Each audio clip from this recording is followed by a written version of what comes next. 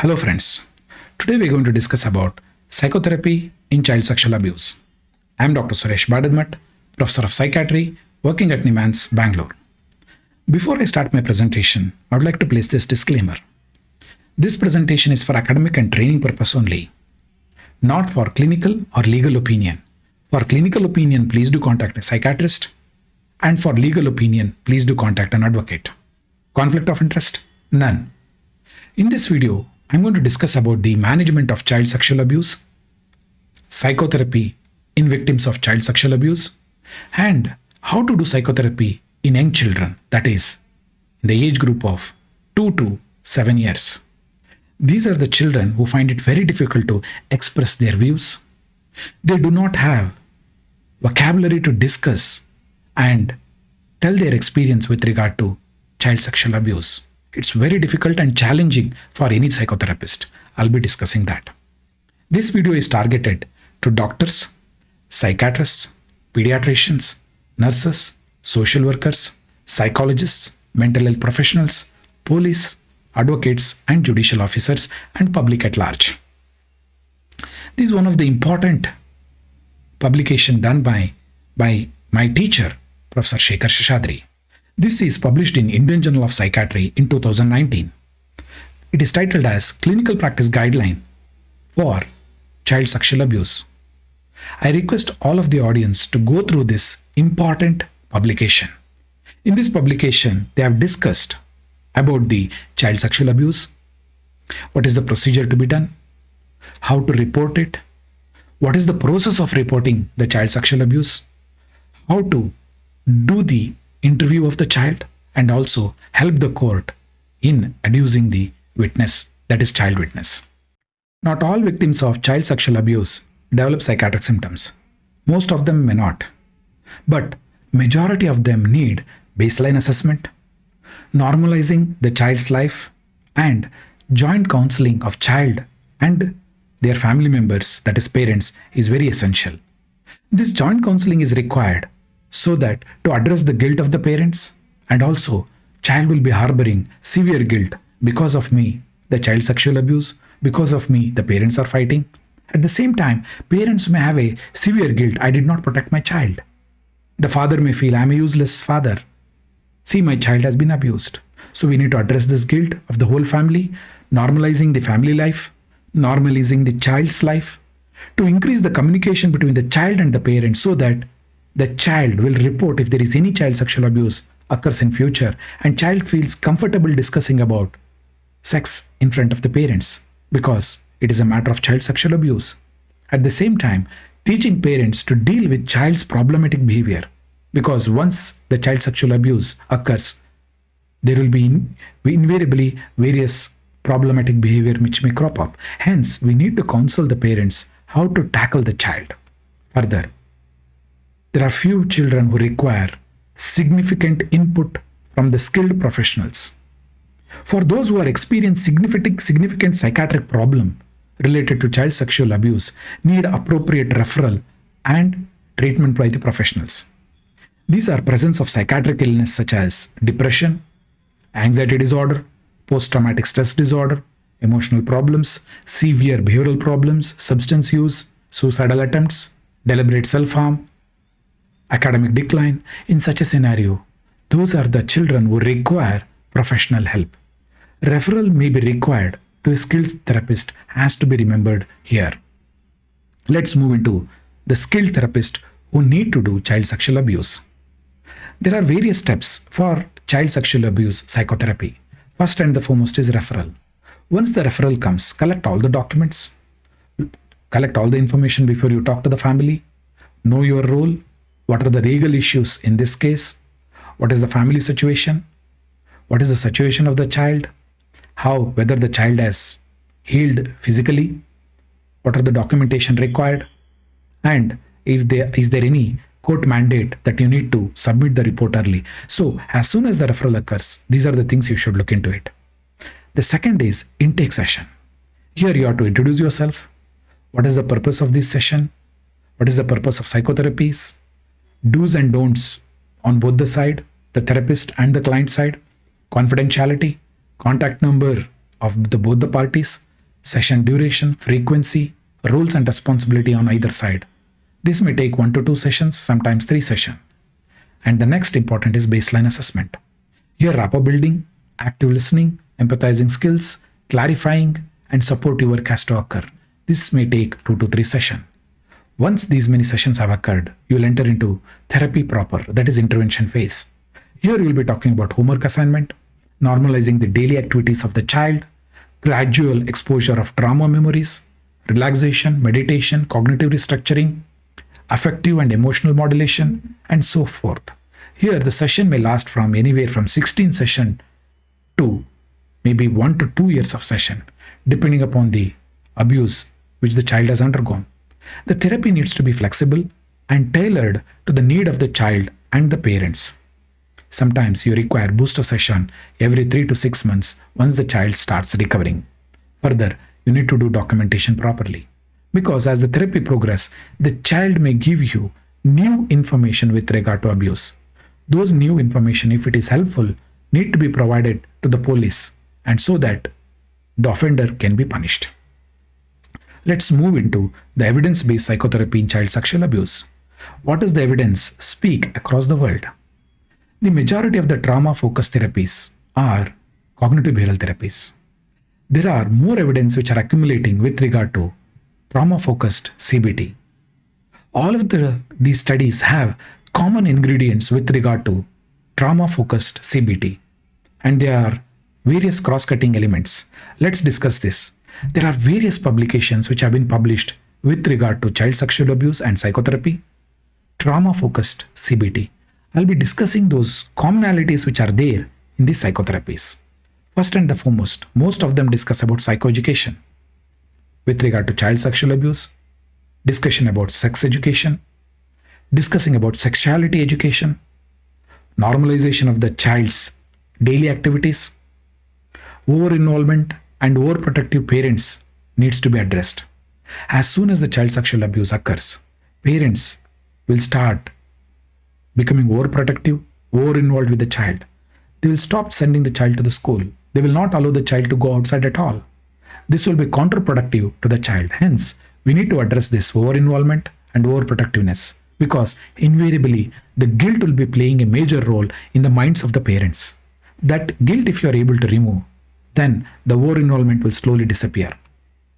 And the very important is affective and emotional modulation skills with regard to children, how to deal with their emotions, their anger, their disgust, their anxiety needs to be taught so that the child learns to develop that.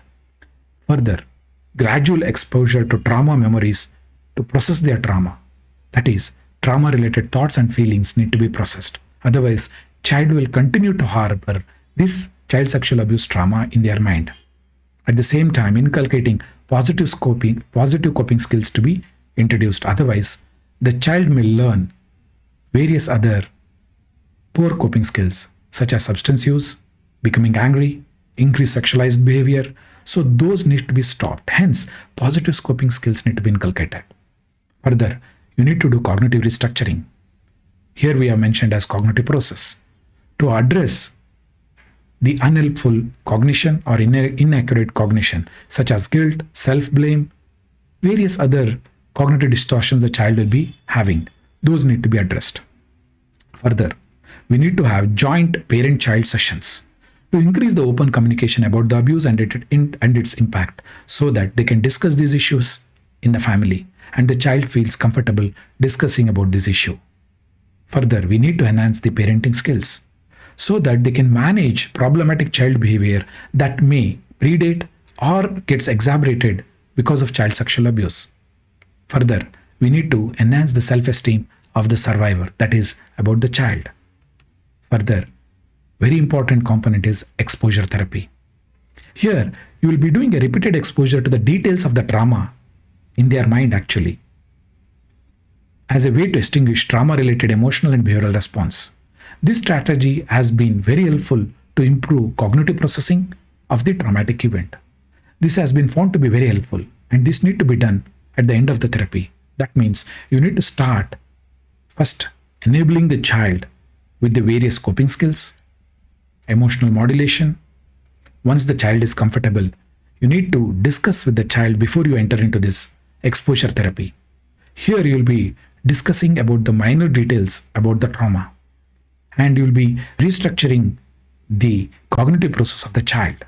That is very essential. And you have to be very careful and sensitive when you do this. Only trained therapists will be able to do this. But if you do without getting trained, it will be harmful to the child. Hence, you have to be very careful when you do exposure therapy, especially with the children of child sexual abuse. We need to know about the tailored approach.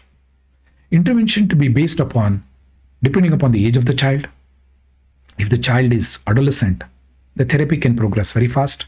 And depending upon the adolescent, how well they are able to communicate, how well they are able to modulate their emotion, how well they are able to do the homework assignment, based upon that the therapy will progress and the number of sessions.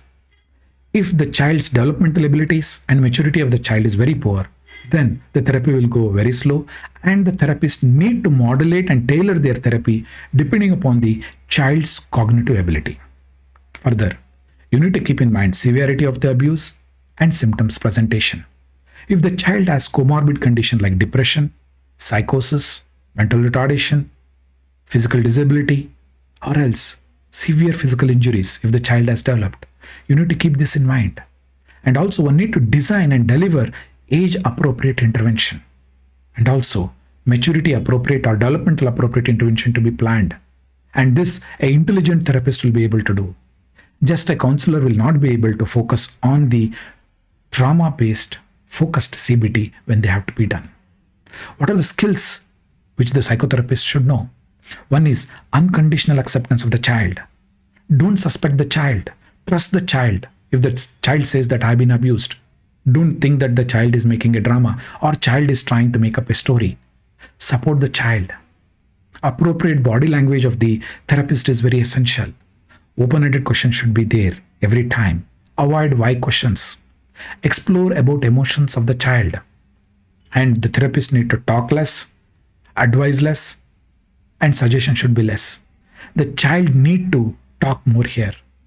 Avoid lecturing, avoid criticizing.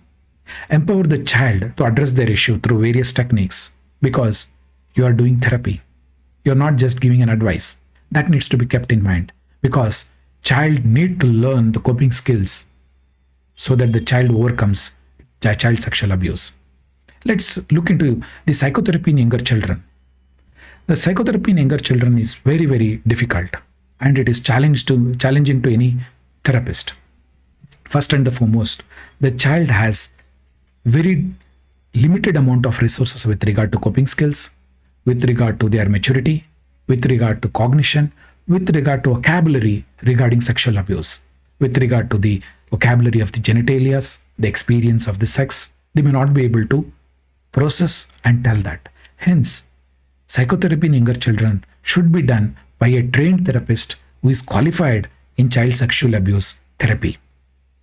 In younger children, you need to adapt various strategies like art therapy, play therapy, talk therapy, story completion therapy, 3-wish test. You need to adapt the combination of this strategy to do therapy in young children. This will be done by a trained therapist who are qualified. Otherwise, they are going to do more damage than helping the child. These are the various photographs you can see where the disaster victims or survivors have been counseled by using art therapy. Here is a child who has been exposed for a disaster, natural disaster, and the child is showing the photograph or the drawing. Play therapy. Again, you will be using play, dolls, and various material to explore the child's feelings, cognitions, and behaviors so that the play therapy can be done. But please do remember, to do all these things, the therapist need to be trained. Without training, don't expose a child sexual abuse children to the untrained therapist. Now let's discuss about the art therapy. This is one of the commonest therapy which has been used across the world. Here, psychotherapy of young children by using art has been one of the best way to explore the child's emotions, feelings, cognitions, their behavioral process, or what do they think of this abuse. First and the foremost, you may ask the child to draw a picture of a person. The child may not draw or they may draw. Yes, you need to encourage the child, assist the child in drawing. The first step is this. The second step is to ask the child to draw a picture of yourself. How does the child considers himself? Ugly, beautiful, or else damaged goods? Because various children will also have guilt of child sexual abuse, that I encouraged for this. Because of me, the parents are going through a tough time. Next, you need to assess the child's emotional understanding. Ask the child to draw a happy face, sad face, feared face, angry face, so that the child understands about the emotions or not. Once you are able to discuss that, and you know the child is able to understand various emotions, then you will enter into the fourth step. Here, you will ask the child to draw a picture of your family. How does the child draws, and where does the father, mother, brother and sisters are placed in the family will be looked at. And see, how does the child explain this diagram? Now you should ask about to draw a safe people. That is the fifth, because you want to now bring in the concept of safe people.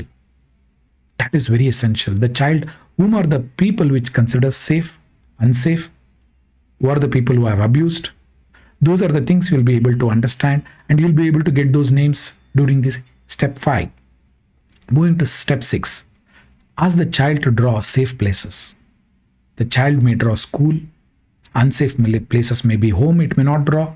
So that this is the 6th step. So you'll be bringing safe place concept, safe people concept. Further, moving to step 7. You need to bring in some trick, something called as secret trick. Now you'll ask, draw a picture with whom you share secrets. Maybe like secrets or dislike secrets. So here the child may draw the picture of his friend, picture of his father or mother, whom they share the important events of their life. So now you'll be bringing that sharing component, keeping secret, so that the child knows whom to trust and whom not to trust. Now coming to the step 8, you'll discuss about complete the sentence. Ask the child, you will give certain lines and ask the child to complete it. Like for example, I love my. So keep it open. The child will say, I love my father. The child will also, I like my. It may say, I like my bus or school. So that is the way you'll be discussing. Coming to the last part of it, that is, write a letter to your abuser. That means a person who has offended the child. You will talk to the child, and if you want to express any guilt, any anger, any questions it has in its mind, needs to be expressed in this letter writing. See how the child writes. What does it writes? And whether the child has any hidden emotions, thoughts, process, so that you will come to know about those things. And here again, you can do cognitive restructuring. This can be done in 2 to 3 settings. Coming to the 10th step. Now, once the therapy is been progressing, when you come to the 10th step, now you'll ask, draw a picture of your family. See how the family becomes a single unit in their drawing. Now you'll be coming about, draw a picture of yourself. How does the child thinks about himself after the therapy? And now coming to the last part, draw a picture of your future. So these are the various 12 steps in combination with various other therapy, combination of supportive work. You'll be using all skills like empathy, being compassionate, being patient, allowing the child to speak for himself, and you'll be not be criticizing or else making gestures. So those are the important things you should remember when you do this kind of therapy, especially in young children. When you do this psychotherapy in children, each step which I discussed may take 1 to 2 sessions, sometimes 3 to 4 sessions. Drawing a picture of yourself may take 4 to 5 sessions. So each step will require 2 to 3 sessions. Provide material to draw, like paper, may sketch pens, crayons, various things. Here you are not focusing on the drawing.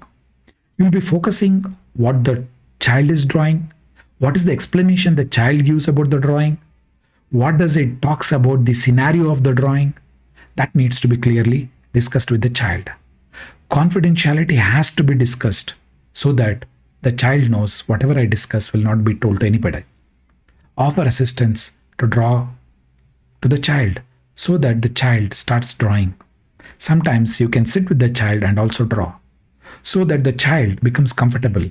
And once you start doing work together, the child will be very comfortable in discussing their emotions, their cognitions, and also their behavior, how it is feeling. Give space and time. The child may sometimes take 10 seconds, 20 seconds, they not speak at all. You need to be very patient. And whenever the drawing occurs and whatever they do, ask for explanation. And when you ask for explanation, tell me more about it. I want to know more about it. Can you explain about this? What makes you to think in this way? How do you feel about this? So these are the questions, and probe questions should also be utilized when the child goes on drawing. Whenever the child talks about safe places, you can ask, what are the safe places? And you can also ask, what are the unsafe places? So that the child start telling, yes, I was abused here, I don't want to go to this place. So these are the probe questions you should be keeping in mind. And you need to have a rough guideline when you do therapy with the children, especially young children. But you need not stick to that. It should be semi-structured. You should go with the child and the child will lead the therapy. It will be somewhere like a client-centered therapy because the child will dictate the speed of therapy, the process of therapy, and the therapist should be very flexible when dealing with the children. And you need to validate their feelings and also correct their guilt feelings. And also you should tell them, you are a young kid, or else you are a person who have been taken advantage by the adult for the purpose of abuse and you are not at fault. That needs to be told many times because majority of the children who undergo child sexual abuse carry huge amount of guilt in their mind. Hence, we need to remove guilt, assure them, educate them about the various sex education and sexuality, and also help them that seeking help is very essential for the children. And you need to educate the children about the POXO Act. And you need to tell them in their age-appropriate manner. Sometimes you need to communicate to the child and teach them the assertive skills. For example, the child knows about POXO Act.